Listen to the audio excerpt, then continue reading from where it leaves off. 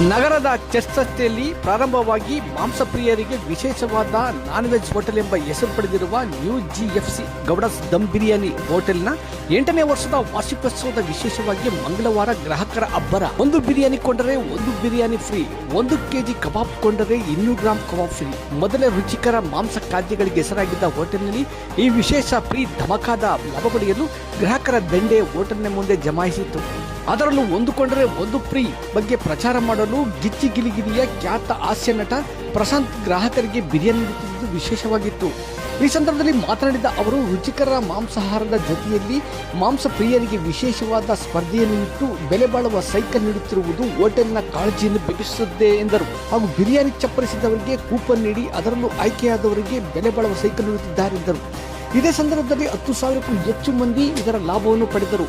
Cycle ವಿಜೇತರ coupon ಆಯ್ಕೆಯ ಡ್ರಾವನ್ನು ನಗರದ ಸಾರ್ವಜನಿಕ ಆಸ್ಪತ್ರೆಯ ಹಿರಿಯ ಫಾರ್ಮಸಿಸ್ಟ್ ಅಧಿಕಾರಿ ಎಂ ಮಾಡಿದರು. ಬೆಲೆ ಬಾಳುವ ಸೈಕಲ್ ಪಡೆಯುವ ಅದೃಷ್ಟ ಅರ್ಲಾಪುರದ ಗಿರಿಜದವರ ಪಾಲಾಗಿತ್ತು.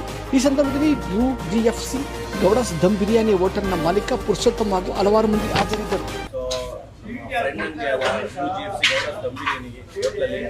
ಒಳ್ಳೆ ಆಫರ್ ಬಿಟ್ಟಿದ್ದಾರೆ. By one biryani get one biryani free, 1 KG kebab free, 200 kebab free, ಈ ಥರದ ಆಫರ್ಗಳನ್ನ ಬಿಟ್ಟಿದ್ದಾರೆ.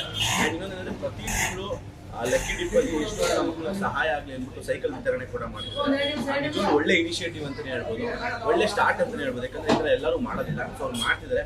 ಸೊ ಪ್ರೋತ್ಸಾಹ ಮಾಡೋಣ ಎಲ್ರಿಗೂ. ಆ್ಯಂಡ್ ಬಂದವರೆಲ್ಲ ಇಲ್ಲಿ ಬರೀ ತಿನ್ಕೊಂಡು ಹೋಗೋದಲ್ಲೇ ಸೈಕಲು ತೊಗೊಂಡೋಗೋ ಆಚೆ ಇಟ್ಕೊಂಡು ಬಂದಿರ್ತಾರೆ. ಸೊ ಅದು ಆಗಲಿ ಅಂತ.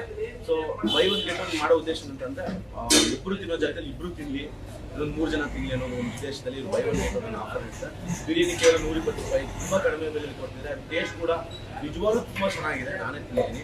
ಆ್ಯಂಡ್ ಕಬಾಬು ಅಷ್ಟೇ, ನಮ್ಮ ಜಿಎಫ್ಸಿ ಮಸಾಲೆ ಮಸಾಲೆಯಿಂದಲೇ ಮಾಡಿರೋ ತಯಾರಿಸಿರುವಂಥ ಕಬಾಬ್ ಆಗಿರೋದ್ರಿಂದ ಎರಡೂ ಕೂಡ ಅದ್ಭುತವಾದ ಟೇಸ್ಟ್. ಮಿಸ್ ಮಾಡದೆ ಚೆನ್ನಾಗಿ ನ್ಯೂ ಜಿಎಫ್ಸಿ ಗೌಡಸ್ ದಮ್ ಬಿರಿಯಾನಿಗೆ ಬರೋದು ಮರಿಬೇಡಿ.